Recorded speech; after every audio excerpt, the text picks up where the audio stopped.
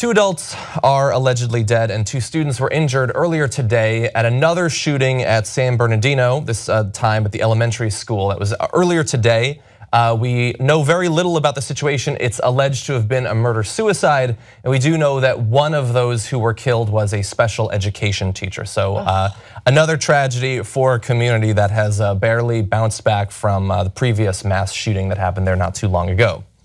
A new review of the bleaching of the Great Barrier Reef shows that 2 consecutive mass bleaching events over the past few years have affected a 1,500-kilometer stretch of the reef, leaving only the southern third of it relatively unaffected.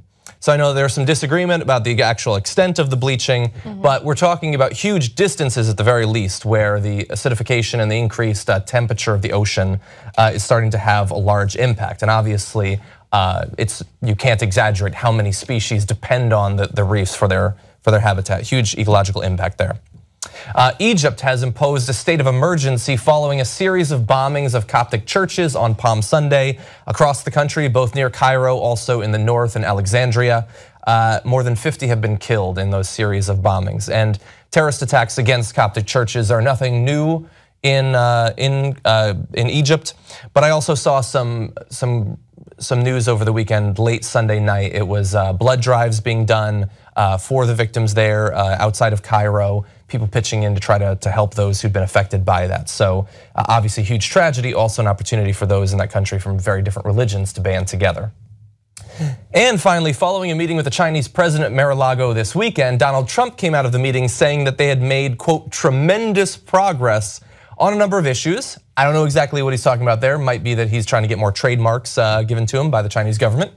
The Chinese state-run news agency, though, declared immediately afterward that his attacks in Syria are, quote, the act of a weakened man who needed to flex his muscles.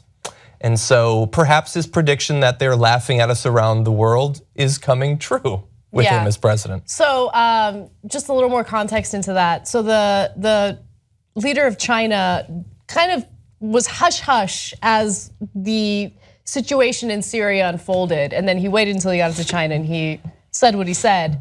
And I was amused by that, right? I was amused by it because what he said, I believe, is accurate. I think it's an accurate description of Donald Trump and what he does. And look, we're gonna delve into Syria very soon, but before we do so, I just wanna quickly note that one of the worst ways to react to anything is through emotion. You should never let your emotion dictate how you react to something as serious as foreign policy if you are the leader of the United States, and that's exactly what Trump did. But anyway, we'll get to that and more in just a second. Yeah, it'll be interesting to see when it comes to China what tremendous progress they made. Certainly there are areas where he could do a lot of good for our economy, theoretically, or he could just try to benefit his own businesses that operate in China or those of his family. I'm worried that he'll take that easier road, unfortunately. Corporate media is awesome. Wrong. Independent media is the way to go. Believe me, believe me. Support independent media right now. Become a Young Turks member. TYTnetwork.com/join.